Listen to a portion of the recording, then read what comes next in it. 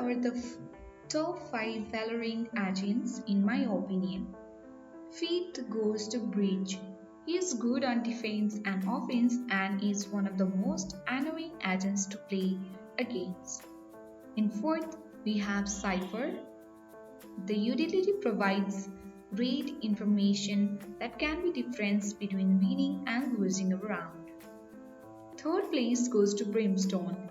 His skill is easy for beginners to pick up and is great for aggressive pushes and delaying enemies' attacks. In second, we have Gekko. Although he is only new, the ability to have the spike planted for you can easily sway around in your favor.